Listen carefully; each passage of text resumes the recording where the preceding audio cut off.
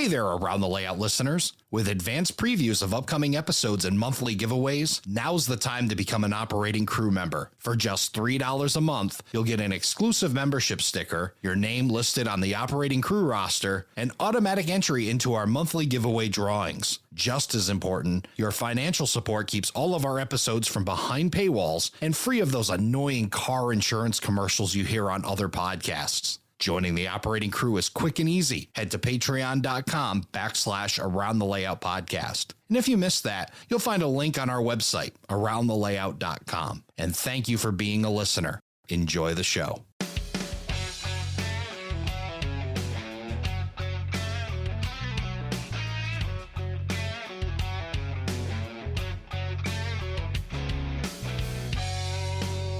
Hello, everybody, and welcome to Around the Layout, where model railroaders come to tell their story. My name is Ray Arnott. So glad you could join us. It's time once again to find out what's happening in model railroading. And joining me, of course, the editor of Model Railroad News, Tony Cook. Tony, welcome to the show. Hey, Ray, how are you doing today? I'm doing fantastic. It hasn't been that long since I've seen you. We've kind of hung out earlier this week. Oh, when you said that, I'm like, oh, really? And it's, John Abaticola's TSG Multimedia Live Talking Trains, which was a fun show. We did that, middle of last week? Yeah, that was a great time, and we got to hang out with Andy Dorsch from Second Section Podcast and Tom Geisher from the Twin Cities Division Crossing Gate Podcast, and that was a really great time, and it was a lot to learn there about the other two. I mean, I consider them friends, but learning their backstories and talking about their podcasts. There was a lot to learn there. It's a fun show. Yeah, definitely a fun show. So, Tony, you brought along a guest with you again today, and why don't you tell us who's visiting? Well, we have I'm a semi-Texan that I spend about half my year there and half my year in Missouri. So I have a fellow real Texan also from kind of the Houston area, Chuck Stancil, who you will probably know better when I say Logic Rail Technologies. I am familiar. I'm familiar with Chuck, and I'm familiar with Logic Rail, and it's great you brought him along. Let's bring him in. Chuck, welcome to the show. Hey, guys. Appreciate it. Thanks for having me. And Tony, I do have to say I'm not a native Texan. I'm one of those displaced ones. So originally born and raised in Chicago, but as they say, I got to Texas as fast as I could. Yes, I've heard that. Yep, I was born in Southern Illinois. So, yeah, I know how it is. Yeah. My goodness, I first was in the Houston area like 30 years ago in the early 90s, and it baffles me how much Houston has grown. I mean, it literally, I think it was like 1960 or Beltway 8 was the end of town, and now there's a whole other town that's grown out to like the 99 Grand Parkway. So I'm amazed, yeah. Well, Texas everywhere is growing. When we were down there for the 2023 NMRA National Convention, just seeing all the booming that's going on just up in that area, I can just imagine the rest of Texas seemingly is the same way. Hot place to be right now. But we got to talk during that convention. We chatted for a bit. You were presenting there. So great to have you here on the podcast, and look forward to learning a little bit more about Logic Rail. Well, thank you. So how long have you done the Logic Rail Technologies, Chuck? I know the name. I know I've covered it in Model Railroad News over the years, but how'd you get started with, and I'm going to guess, I will predict this was nobody made this, or I had a better idea to make this happen. And let's see if that bet pays off, Ray. But I'm guessing anything technology wise or electronics, it's somebody that figured out a better mousetrap. Yeah, thanks, Tony. Yeah, I think you're pretty well spot on with that assumption. I started the company in 1990. Actually right around the time our first child was born, when my daughter Courtney was born. And yeah, initially I looked at products that were on the market. I was building my own layout at the time, and I wanted some signaling circuits. And I saw, some things out there. I saw some, kind of build your own stuff from magazine articles, et cetera. And I thought, I can probably, maybe, I don't know if I want to say build a better mousetrap, maybe a different mousetrap. So I, kind of put something together, and I thought, well, this is kind of working out for me. I bet others might be interested in this, and built up some circuit boards and took them to one of the local train shows in the Houston area, and sold some, and the company was kind of born from that point, and been doing pretty steady products and introductions in that ever since. Seemingly, you would have to have some kind of background to get into all of this with electronics and everything else. What kind of background did you have prior to starting all this? Yeah, so my background, by university training and so forth, is as an electrical engineer. I got my bachelor's degree in computer engineering from the University of Illinois, and then stuck around for a master's degree in electrical. Went to work for IBM for about 3 years. Met my wife Terry there in South Florida. We moved out here in late '88.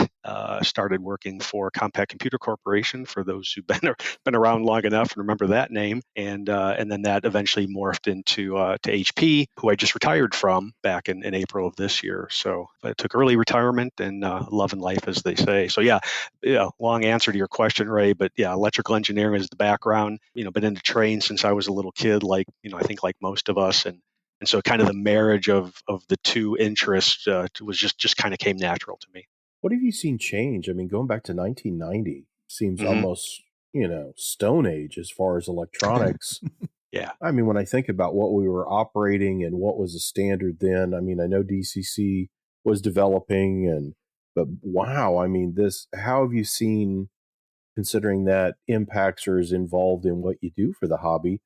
I think it's been a crazy amount of change, hasn't it, in that time as far as that end of things? Absolutely, Tony.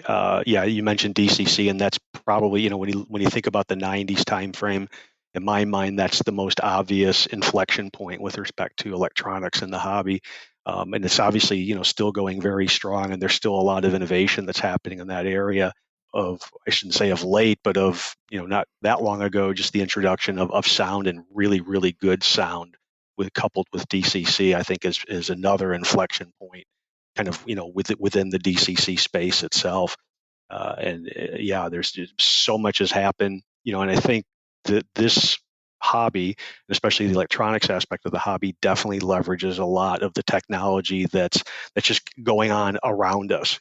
So as we've got so much power in the palm of our hand, and in the form of a smartphone now, and the miniaturization of components and so forth, I think that's really spurred a lot of innovation and creativity in this hobby, and many other hobbies that, again, that leverage the electronics industry as a whole. And I think some of the things you put together, I always feel intimidated by a lot. I'll see signals, Mhm. or I see crossing gates or lighting systems of, oh, look, you can get this to kick on, and then this will do a lot of that detection and the programming, the animation. And it's so popular and just continues to get popular. From your end of things, it's probably fairly easy to say, okay, this will do all of this. But then to get that to translate to an end user like myself, that's like, okay, I hook this up to what, and how do I adjust that? Or I would assume that's got to be one of the bigger challenges, as much as making the product, as conveying and getting across, here's what this does and why it's so cool. Absolutely. Yeah, I think trying to translate from, and I'll call it engineer speak, as far as what the technology or what the product is capable of doing, into something that the general hobbyist can understand, is definitely a challenge. And so, I'm guilty of thinking with the engineering brain first, but kind of given my experience in the high tech industry, and dealing again with, now in that case, personal computers and customers of PCs, and yeah, not everybody's a computer engineer, electrical engineer, or a software programmer. You learn how to try to, again, translate into more layman's terms, and I don't want to say dumb it down, but just simplify, I think, is a better way of describing that. So that's always a challenge. I do pride myself in the instructions that I produce for all of my products. I try to break things down. I don't just like throw one big diagram at you and say, "Here you go, have fun. Let us know if you have any questions."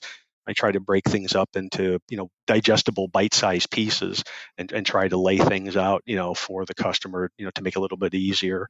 One of the things I'm fascinated with, is you've listened to on the podcast, me mentioned many times, is the cottage industry. And I put you in that same category. I'm sure you would agree that, Yep. that build up. What's some of the things, or maybe the biggest thing you've learned from creating this business, and putting it to market, and creating these products? And obviously you have to have them manufactured and such. What's the biggest lesson you've learned so far in that?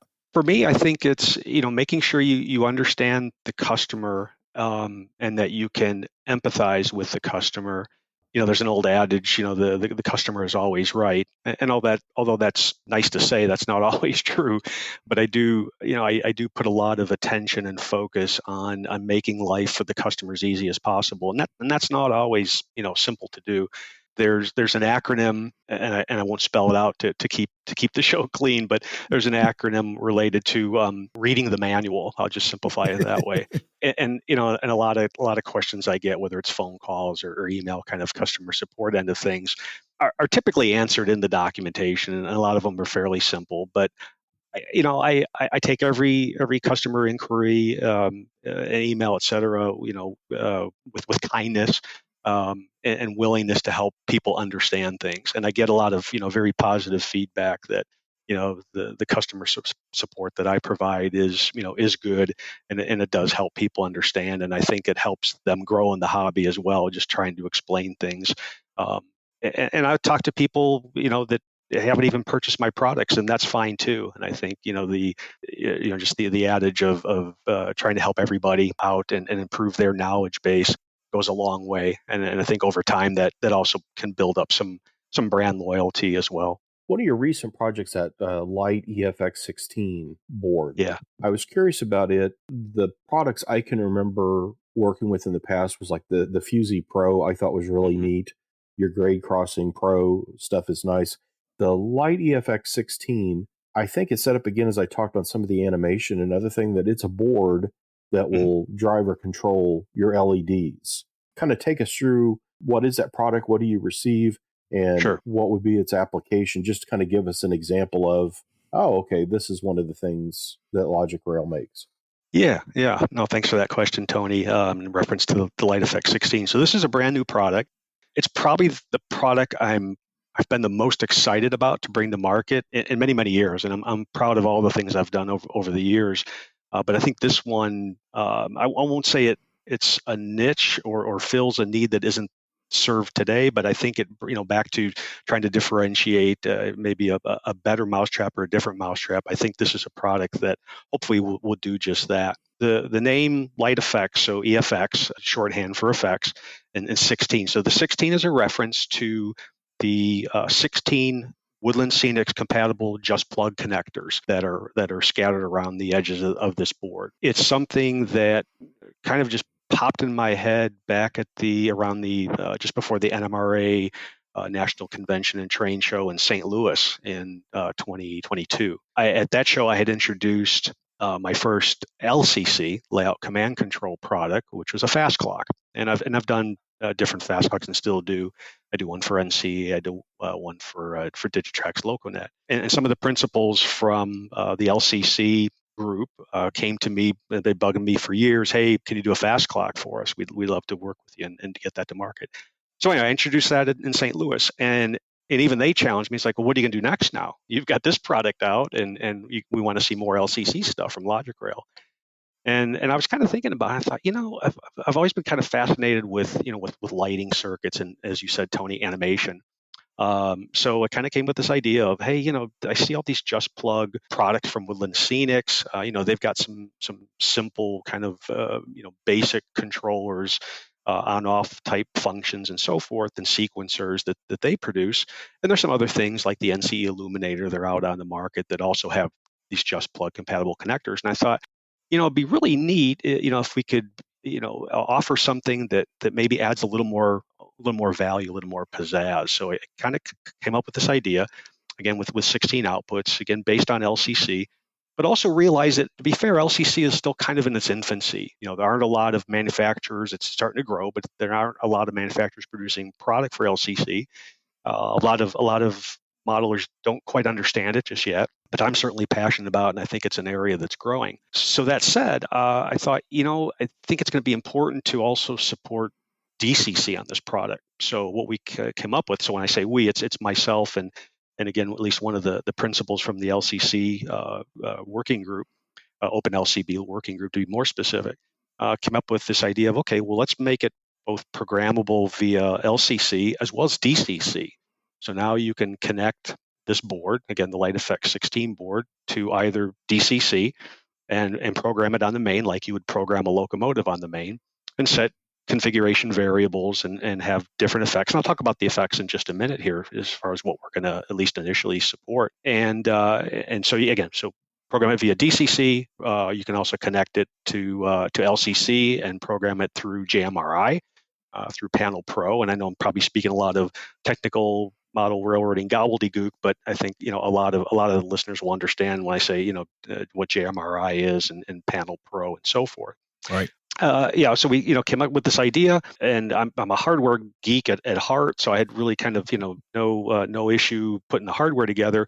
And again, one of the LCC principals, Balash Rask, helped with the firmware development on. So just real brief as far as the effects go, we've got the usual flashing and blinking and things like that. We've got strobes, fire. We've got 3 different options for simulating a fire.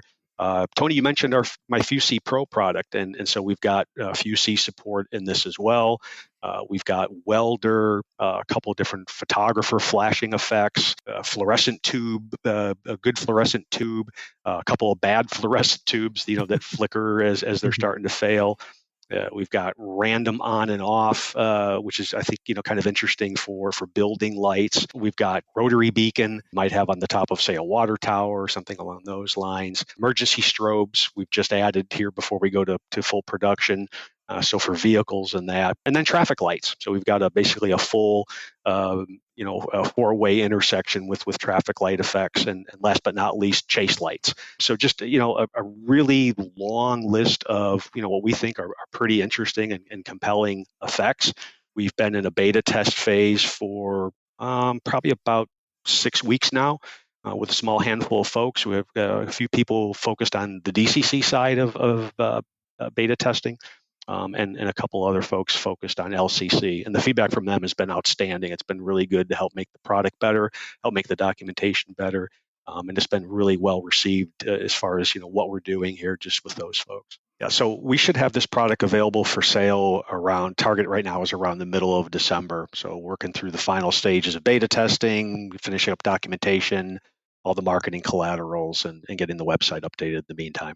As Chuck's going through here and he's describing the features of this new product, Tony, the guy that comes to mind is Scott Thornton, and what he said during the interview that we did with him on the podcast, the theater aspect of model railroading. And boy, this product just seems to kind of hit right on that with that theater kind of thing, with you different lighting, different effects, everything else. That's right in that wheelhouse. Absolutely. And this, I think all of Chuck's line, remember the St. Louis RPM this past summer, I think what Lonnie's theme was, and I can't remember exactly how he called it, but basically putting on the show. Yeah, it was very similar to that. Yeah. Right. And again, this is such a hot topic, and some of it's not new. I mean, there's always been those kind of working or functioning little accessories, whether it's a campfire scene or, as he mentioned, the beacon on top of like a water tower. But I think it gets more and more attention from hobbyists. It's one of the nice things about how everything's ready to roll now, that you're not spending all that time building the equipment and everything, and you can now focus a little bit more on bringing those other things to life. And this is the fun of that. As I say, that FuC does like a flare, if they're working and they break a flare and put it out, on the track. That was such a neat little product. And I can't remember now, Chuck, that's been at least 10 or so years ago, I think, that I remember covering it. And at the time, I thought it was just really outstanding. So, again, there's a lot to it. And it's not, I was able to get the FuC thing working. So if I can do it, I think anybody can. Yeah, and Tony, you mentioned kind of the theatrical side of things. One of the features I didn't mention, and at least initially you'll be able to just do this with LCC, is adding time, specifically fast clock time, into the equation here. So, the products that exist on the market, which are all solid products, and I'm not going to bash any of my competition. But one of the things that I saw lacking in some of the lighting products out there was the element of time. So now, again, at least initially with LCC, as you set up an effect, let's say street lights, and we've got like a mercury vapor lamp effect, for example, so you kind of get that slow ramp as the light starts to turn on. before it reaches full brightness. Well, now you can add time into that. So now I can program the effect to say, come on at, make it up, 7 p.m. And go off at 6:30 in the morning. And so now you don't even have to necessarily be running a fast clock from an operations perspective, but just have a fast clock module, which again, for LCC, we do make those, but you could just have one of those just as kind of that timekeeper and just, that thing that's providing triggers for these different effects. As Ray may recall from our discussion at the National Train Show in Grapevine this summer, I put a little diorama together. And I'd actually now have, at the time I didn't really have time factored into it. Now I do have time, and the diorama, and I'm hoping to put a video together, which I'll put on our what's admittedly out of date YouTube channel. But I want to put a video together that basically highlights that diorama and shows, maybe not all the effects, but many of the different effects. It shows that time element, and I'll speed time up. I'm going to run the fast clock at about 300 to 1, so you're not sitting there waiting, for hours to see all these effects go off. But I actually can tell a story now with this diorama about how, this day starts, and I have this little building, a little pub that's on this diorama. And so, to talk about or show, how the street lights come up and the car light comes on, and then, the lights in the pub go on. There's a burning fire outside, so some of the bar patrons headed out. But so there's a flickering fire out there. There's a phone booth and the failing fluorescent light, and that eventually dies. And eventually the pub lights go out, but the lights inside the house, residents above the bar turn on. The TV comes on, for a few hours in the middle of the night, and then goes off, and then the street light eventually goes off when you reach daybreak. So again, adding time, I think, is going to be a compelling aspect of this, for some of our customers. It takes me back and reminds me of the interview we did with Bill Brown as well. And I had the opportunity to operate at Bill Brown's, and he's got the room lights set on a timer. So you go to, bright sunlight and then dusk and right to dark. And now you've just taken it to a whole nother level when you have these things. Now you've not only you're controlling the sun, but again, all those life elements that happen around the clock that just really bring up that theater aspect. So this is a really cool product that you have offered to the folks. Oh, thank you. Yeah, and speaking of what I'll call above layout lighting, that's not something that this product, and I'll emphasize initially, is geared for. So this is initially geared for on layout lighting. At least that's the term I'm using. Again, your buildings, your street lights, your vehicles, what have you. But over time, I do anticipate that we'll have either a derivative product or something that plugs into this product, which will then give you support for above layout lighting. Because I think tying all that together, and again, back to your model railroad layout as a stage. And providing those again, we keep saying theatrical, and I love that term. The theatrical effects, I think, is something that's it's pretty compelling. I know crossing gates, that seems to be one of the first things. Crossing gates and signals is where somebody that's building a layout, I really want this to work.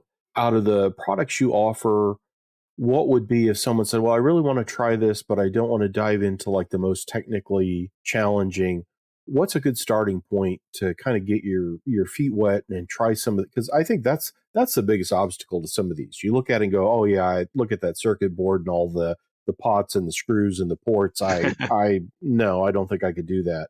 So what is a good starting point for folks to look at? Yeah, great question, Tony. I love that one. So when I started the company, I mentioned signal circuits, and at the time, the company motto has always been sophisticated model or electronics, and I guess that's maybe subjective. I think they're sophisticated. Hopefully, they're not too complicated. But initially, my products maybe were, kind of middle of the road in terms of complexity, and difficulty of installation and so forth. And I came up with a second generation after those initial ones, and they were frankly, even more complex. And I had a local modeler friend, Ken, who came to me and said, hey, Chuck, I love your signaling circuits. I need something a lot simpler. I may only have one or two signals I want to put on my small layout. We don't have basements in Texas. Our basements are, outside buildings, spare rooms, bedrooms, what have you. And so, he had modest size layout. And he said, I just need something simple.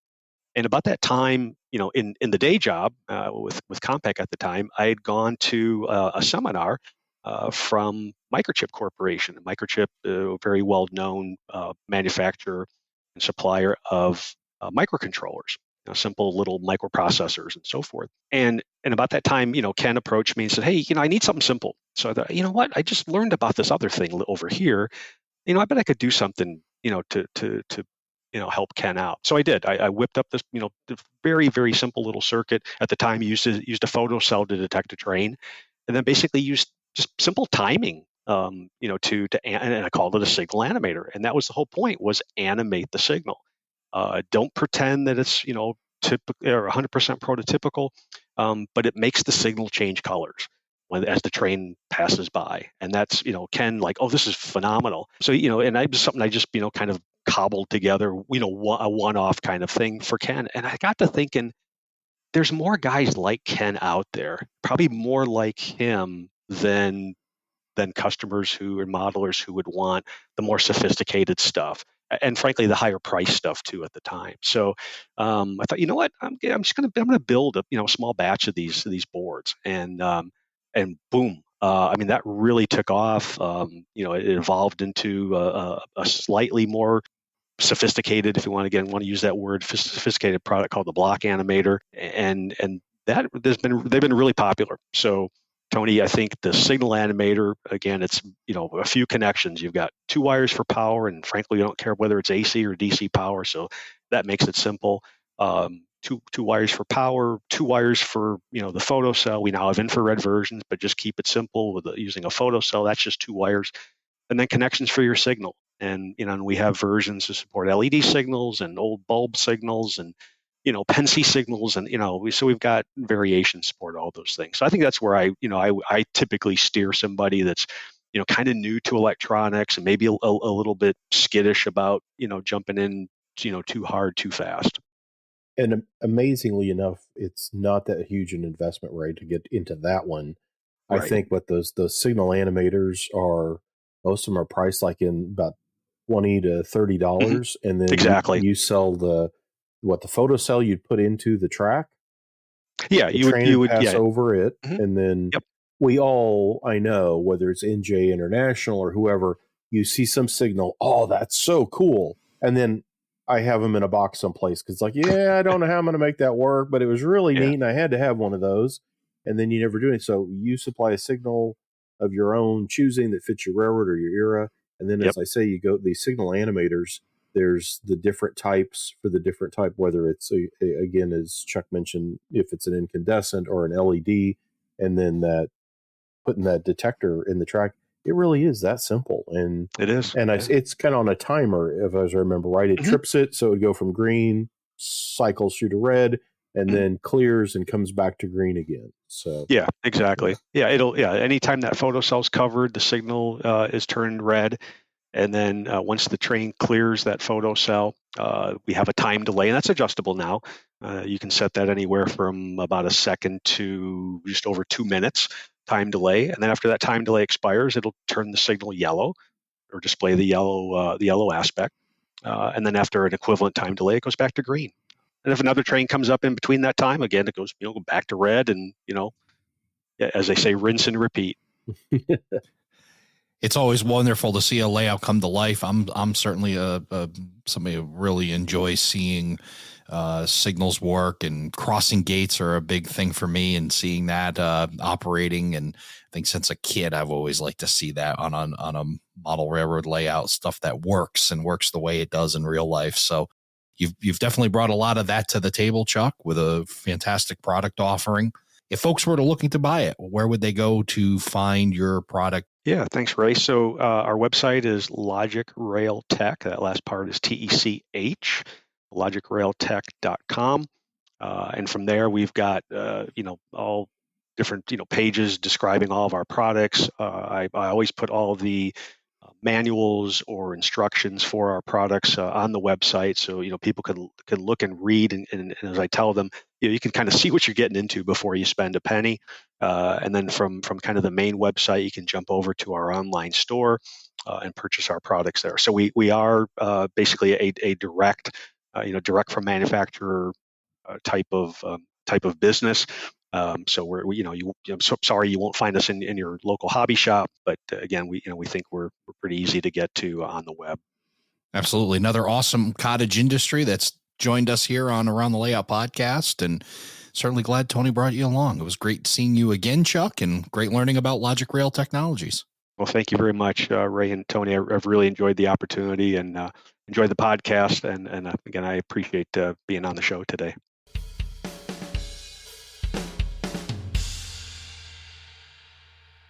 Well, Tony, you picked a good guest to bring along this week. It was really interesting to hear Chuck's story of Logic Rail and how he's produced these products and some really neat, I guess that's a great word, theatrical look at layouts.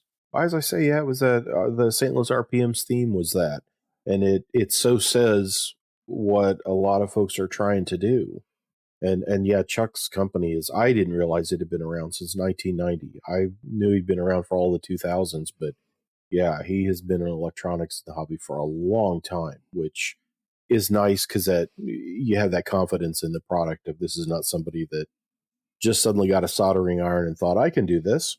Yeah. How long ago does 1990 feel to you? It doesn't seem that long ago, but I know it was. But yeah. Sometimes I don't want to even do the math on it. Do you? It's like, wasn't that like 10 years ago or something like that? Yeah, it was. Yeah. That's amazing. Well, Tony, I know you've got a long list here of news that's coming out, so I'm looking forward to hearing what you've got coming. What's happening in model railroading? Well, one of the first things I wanted to mention was Aurora Miniatures, which you reviewed their one rail box or their T-box HO scale boxcar that came out recently. They are just about to deliver their 66-foot rail gun, which there's pictures of it if you go to their Facebook page. I didn't find it immediately on their website right now. I think once it comes in stock, they may pop up again. But wow, it is an awesome looking car. This is the 66-foot version of kind of that railgun gondola, and that is maybe the third. They did containers first. They did that SD 50 or 60F diesel locomotive, and then they've done that, I think, single door, and they've got a double door version of those exterior post T-boxes, but this is their first gondola model. Will be landing from Aurora Miniatures International, and it should be a really neat model and one to look for. Yeah, I definitely enjoyed seeing their box cars. They do a great job with those, and I see they've also coming out with a second version of those as well, and now the railguns that you were talking about, and so much more. So really neat to see an up-and-coming manufacturer. And one that's not up-and-coming, but I don't think ever sleeps, Rapido Trains. Oh, yeah.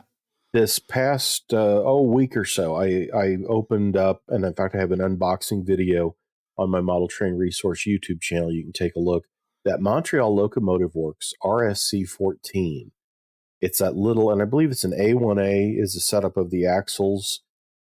It's just a really neat little Canadian prototype. CN had them. It's one of those models, and there's so many models like that today that you look at and go, I can't believe this exists as a fully assembled plastic ready-to-run model. That this is something that I would think I would see at an RPM and ask the person, so, well, how did you make this? Because all this had to have been scratch built. And it's an amazing little piece. And I was really impressed by it. As I say, you can see an unboxing of it, and I'm sending it up to Kevin Holland in Canada, who's the editor of Passenger Train Journal. He's a big model railroader, too, in addition to prototype railroading. And he's an expert on the Canadian stuff, and he'll be reviewing that. The other release that Rapido put out here in the last week, an SW9 EMD switcher. That'd be from that mid-50s of the F9, Jeep 9, the SW9, and they hung around forever. The first release of those was announced by Rapido Trains here in the last week. And boy, that's coming on the heels of, I think, our last show. I forget what all we had in rolling stock that we talked about, but the EMD SD7910s, the Rapido is just nonstop. As I've joked, I could literally do Model Railroad News and cover just Rapido products, I think, and fill 100 pages. That I don't know when these guys sleep. I think cases of Red Bull are going into Rapido and cases of trains are coming back out. because they don't seem to sleep, and they're moving at 1,000 miles an hour. And I don't know if you saw or not, but if you go to Rapido's website, and I think it's rapidotrains.com/Christmas mystery box. Again, as I say, it's on the slideshow of images on their main homepage. They have, and we all end up, I think, as train guys, people know buying for us is next to impossible. That if it's something you really wanted, you probably bought it, or they have no idea what kind of train stuff to get. But this holiday surprise box, I think there's HO and N, and Canada and US are your options. And they're around a couple $100, but some of these have like Rapido's e-units in there, along with a bunch of other stuff. Have you seen that, or the boxes that they're doing for the holiday season that you can buy? I've seen it. Now I'm seeing the video that they have created. These wacky, zany guys over Rapido, they have so much fun, though. It's so cool to watch them do this. We've mentioned, obviously, before the video they did with Michael Gross, and now they've got this Christmas one, and boy, they're having just a blast up there at Rapido. So I think that's the one with Jeremy Fleming and Jordan Smith sitting by the Christmas tree, and I think Jordan has on reindeer antlers. And they're talking about. But again, these boxes, take a look at them, and I've seen several guys post these on Facebook of the stuff they got, and wow, there's a lot of fun stuff in them. So that's always kind of a neat thing to do, a mystery box like that. And at the holiday time, as I say, I think we all end up occasionally with some Christmas cash and are looking for something fun to do with it. And this is a really neat option. Absolutely. Intermountain Railway Company. I heard from Chris in the last week or so, and their HO scale GP16 diesel locomotive models are soon to surface. This was announced quite some time ago. Intermountain did the Paducah rebuild, which is famous with Illinois Central and Illinois Central Gulf, as well as a lot of other railroads dabbled in them too, and they had a lot of secondhand owners. The Florida equivalent of that is the GP16 that Seaboard and the Family Lines did. And those 16s are arriving. You can go to Intermountain's website and take a look at. They've got actual pictures of the locomotives, and this should be landing soon. I was told that they would have samples on the way. So I'm eager to see this. This is their second EMD Jeep rebuild that they're doing, and all kinds of road-specific details. And wow, the list of, I ended up with like a full page of pictures that I have coming in Model Railroad News, and I still left a bunch out of the different roads that ended up having these following Seaboard and Family Lines. And of course, they come in CSX too, because they make it over into that. But brand new locomotive from Intermountain and HO, and those will come the DCC and then also DCC with ESU. I couldn't get my shoes off fast enough to count this accurately, but I think it's 17 different road names they've offered in this. Amazing. I mean, amazing. Yeah. In that first run, it's just mind boggling. And some of them are so neat just to figure out who and what. And a neat piece. And these would be great if you're not a Family Lines or CSX modeler. These are grain elevator, industrial type locomotives. So that you can easily find a spot on your layout for them if you're looking for an excuse to get one. I saw that Buckingham branch locomotive on my travels at one point, and it was completely accidental. I was heading down to South Carolina, stopped about midway, got into a hotel. And when they sign you into the hotel, there was a waiver that they made you sign. Said, by the way, this hotel is near an active rail line. You may be woken up in the middle of the night. Please sign here. Yeah, I couldn't sign it fast enough. It's like, oh, really? Is it? And then are you going to charge me extra for this? Is this a bonus? Yeah, exactly. Yeah. So I woke up in the morning, and that's it was right on the Buckingham branch. And I remember that locomotive, and I've got an old picture of some of those Buckingham branch locomotives. Passing it, not even ready for it. And sure enough, there it was. So very cool to see that locomotive amongst 16 other offerings from Intermountain. And again, another one of those, who would have thought that this would not have been a kit bash scratch built only, model to come up with. And yet there it is. Yeah. Yeah. The Walthers auto racks are back again now. There's a new run of the proto enclosed auto rack, but I'm not talking about that. I'm talking about their main line, which is a tooling that they acquired from AccuRail. And I think those were custom rail, maybe flat stock kits originally way back in the day. And this is the tri-level version of this auto rack. The open ones without any like protector sides are available now, but Walthers in the last week just announced a new group coming that will be the enclosed with like the silver, the metal side panels. And there's a whole group of road names and a couple. I was surprised to see that Boston and Maine. I thought of Jim Wigan at Athearn thinking, Right. wow, that's one he'd want to have. But the road names on those, I think there's Milwaukee Road, a bunch of good stuff, Southern. Right. And that's in a new group of mainline auto racks. And those are such nice cars and pricing on because they're in the mainline, kind of that mid-level, that they're priced very attractively. But again, the completely open racks without any protector sides are available now. And they've just announced a new group. You can see illustrations of those on the Walthers website for the enclosed rack. The other thing that I saw Walthers announce, and I was really intrigued with it, this mid-century modern freight station. I really like, and it's. I think the thing is like a couple feet long, all the way out to the loading ramp that comes down the side.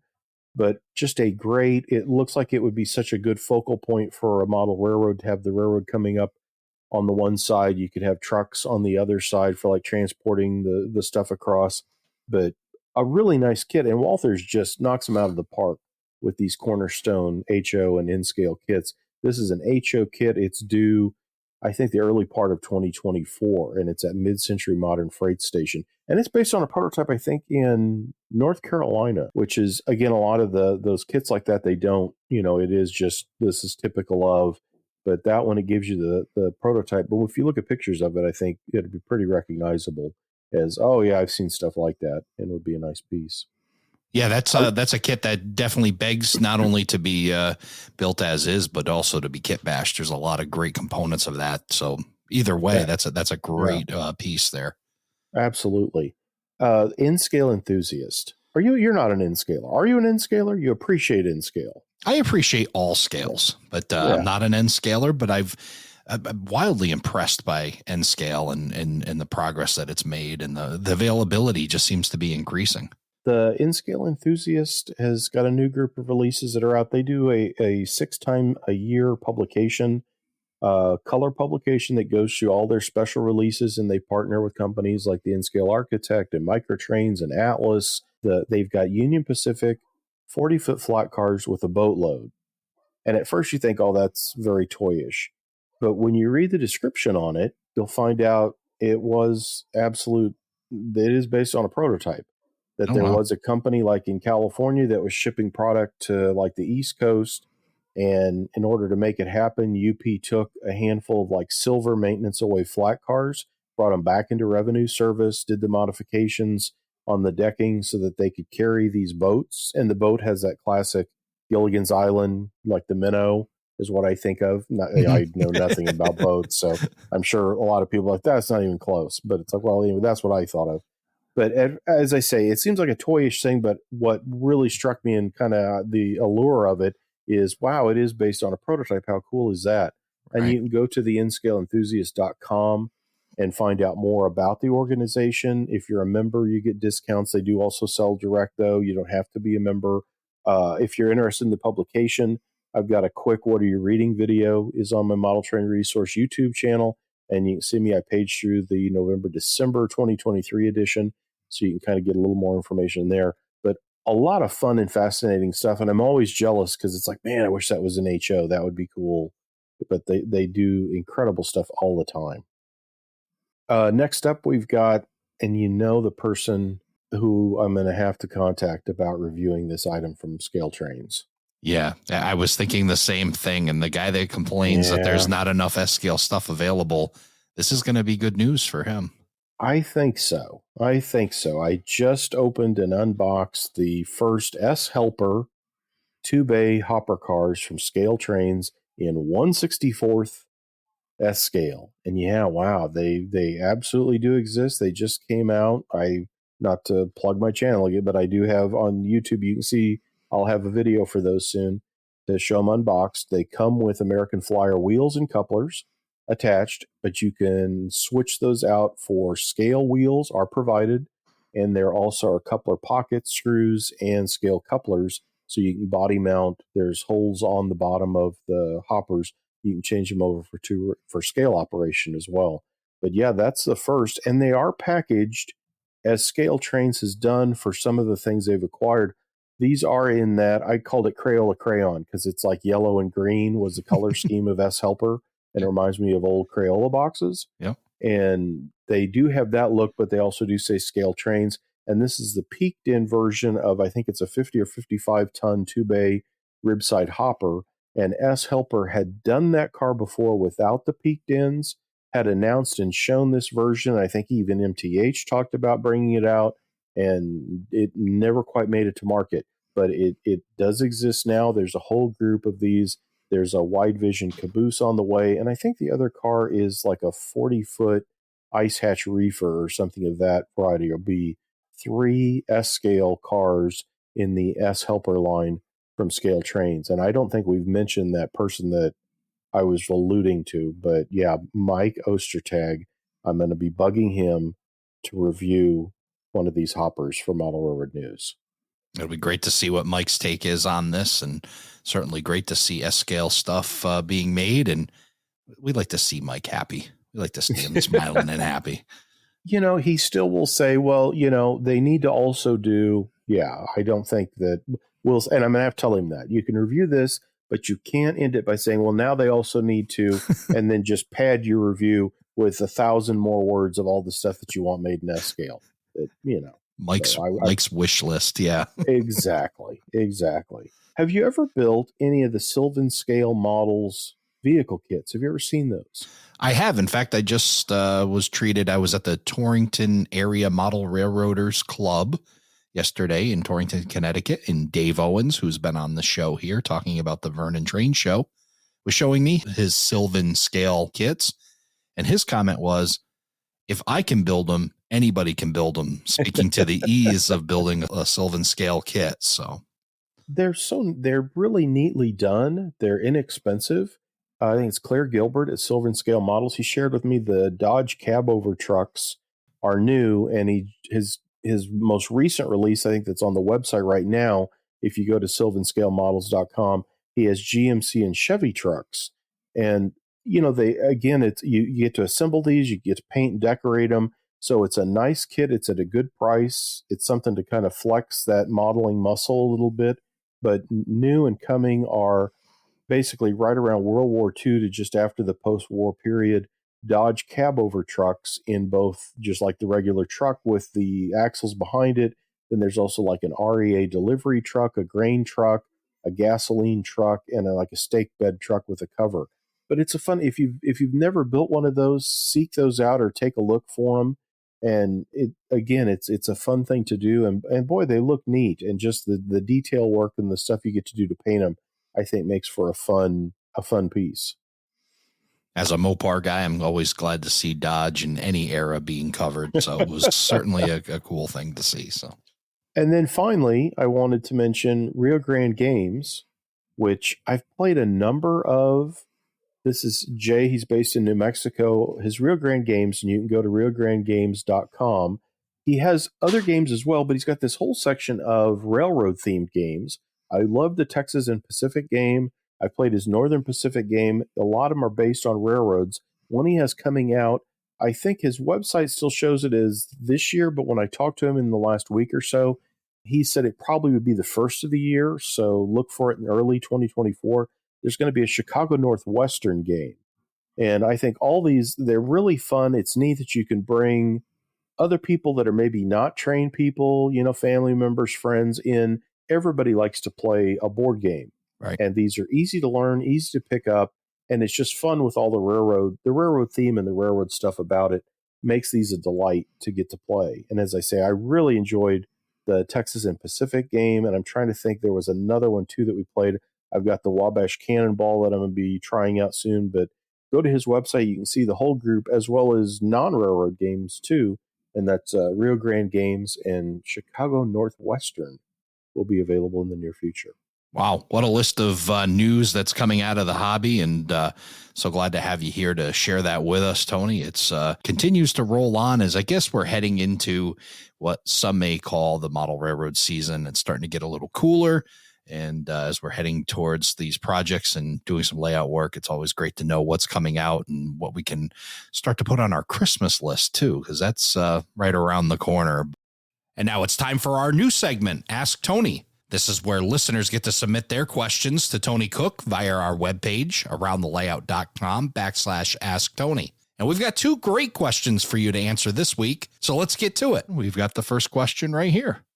Hey, Tony, this is Joe Mame. I am from Brooklyn, Connecticut, and I have a question for you. I've always been interested about the C30-7, and I know Rapido is releasing it or has just released it. I was wondering if you could tell me a little bit more about that. And as a follow-up question, I am a fan of the Boston line, and I'm also a fan of the Pittsburgh line as well.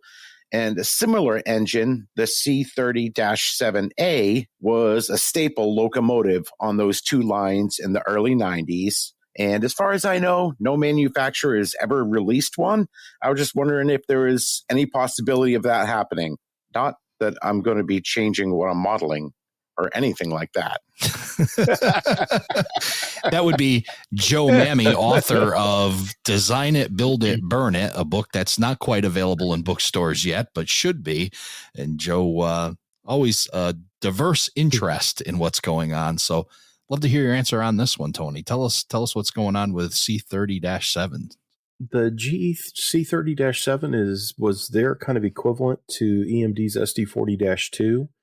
It first sees the light of day at a railroad industry equipment show in September of 76. They rolled out BN 5500, and that was the beginning of what became the -7 series. There were 4-axle and 6-axle locomotives. That C30-7 stayed in production for a good decade with Burlington Northern, Conrail, as he mentioned, Family Lines, N&W, Santa Fe, Union Pacific were all the major bars. No Canadian roads took them. In Mexico, they went to the FCP and the NDM, owned some of those.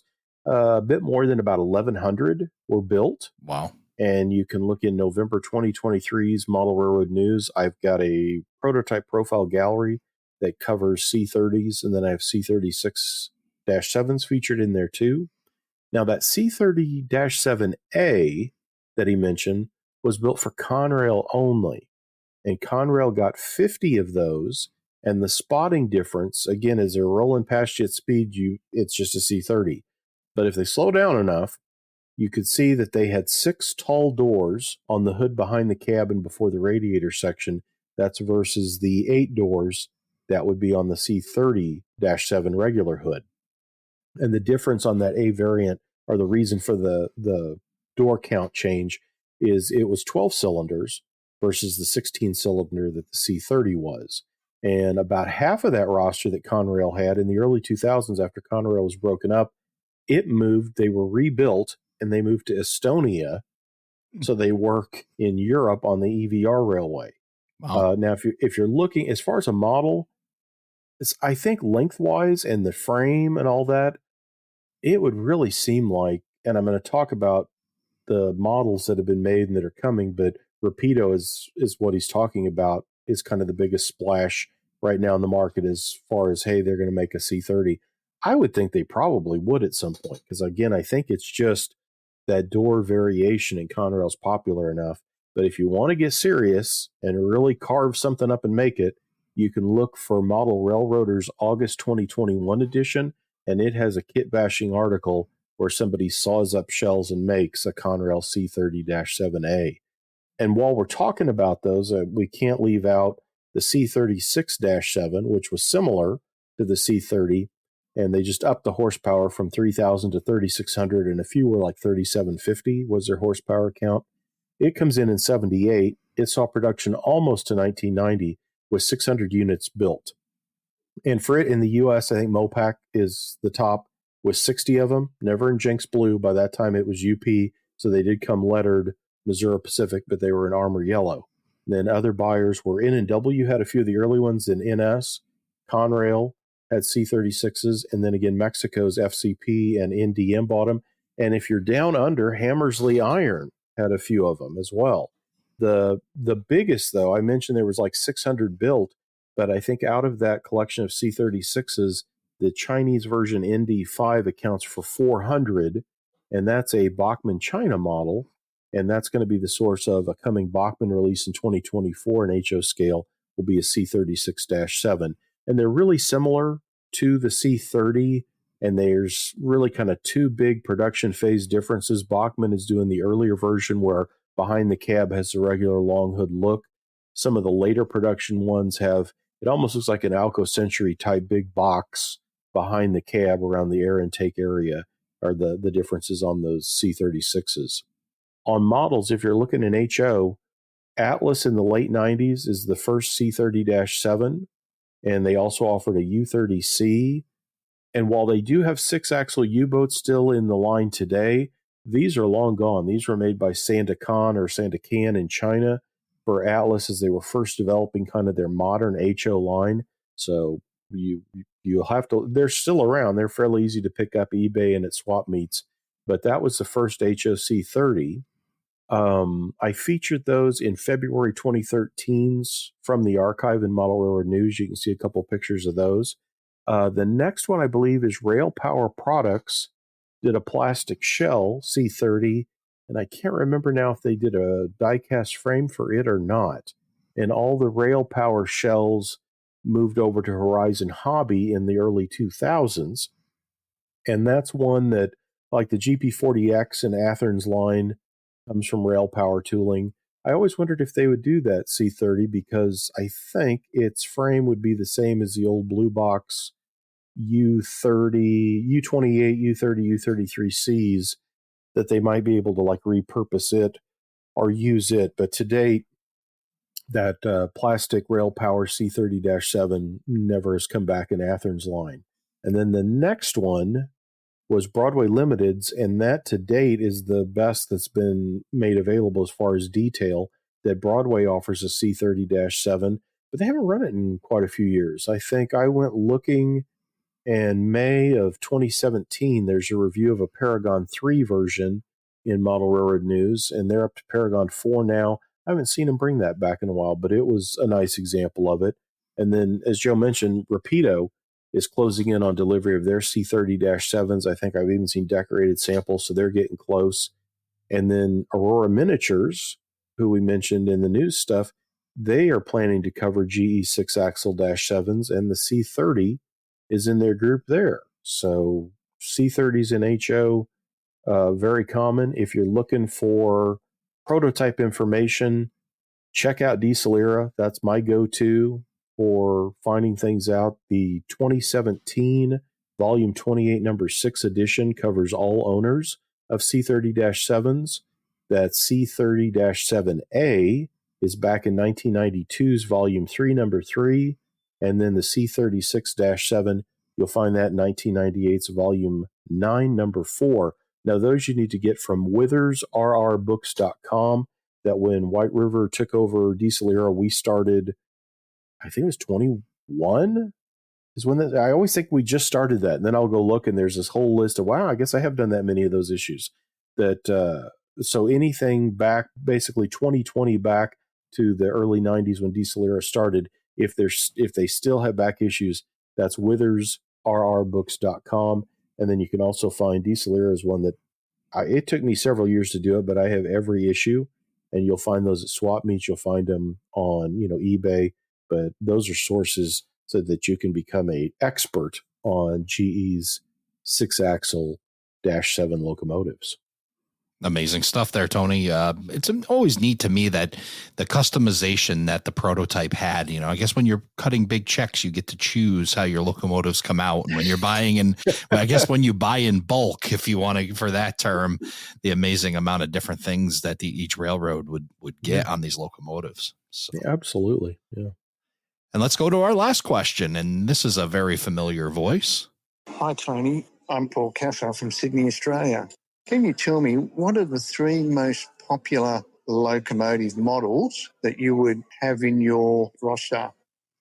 Well, a little personal question there, Tony. I think he's asking you what 3 locomotives are your favorite, and if you were to be building a layout, which top 3 would you include? I'm old enough that I will just generically group them together, but an F unit, of course, that if you went digging through my trains, I'm sure I have everybody's F3 to F9, including the FP7, FP9s, all that kind of stuff. So certainly an F unit. And then the GP30 has always been a favorite of mine. And from the odd Athearn one that was issued in the early 60s through like the Lionel and Bachmann and the Spectrums and, now the scale trains, that I've got stacks of GP30s. So I would say it's probably second as that goes. And I don't know if my third most common locomotive in my collection, that's a good question. Because I certainly would say F units and Jeep 30s, but I'm not sure. I would have to go look. So that's something I will have to do some investigating and shaking some shelves. But yeah, potentially maybe GP20s, because I know I've collected all the Tychos and the Mantuas, and I bought the Protos, and so the GP20 may be the third most populous locomotive running around my shelves. So there you have it, Paul. F units and Jeeps rounding out Tony Cook's top 3. I want to thank Paul and Joe and everybody else who submitted questions for the Ask Tony segment. If you'd like to hear your question being answered, go to aroundthelayout.com/AskTony and submit your question. But I have one more unofficial question for you, Tony. It's almost Thanksgiving time, so is it white meat or dark meat? Well, certainly, yeah, I like the, a slice off the breast, of course, so white meat. But, the turkey leg, that. So a little bit, I would probably mix both with stuffing, gravy, mashed potatoes. So, both. But, yeah.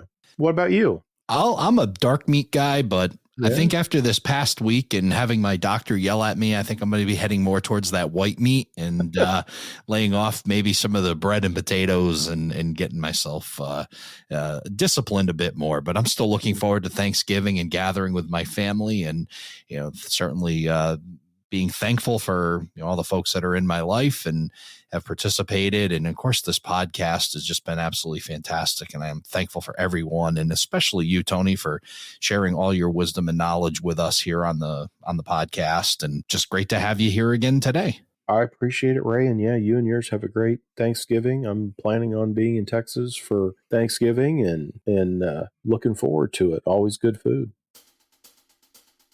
Thank you for joining us for this episode of Around the Layout.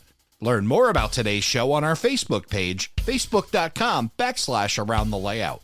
Show your support by becoming an operating crew member at patreon.com/Around the Layout podcast. Past episodes and more can be found on our website, aroundthelayout.com. And send us your feedback, aroundthelayout@gmail.com. Thanks for hanging out with us around the layout.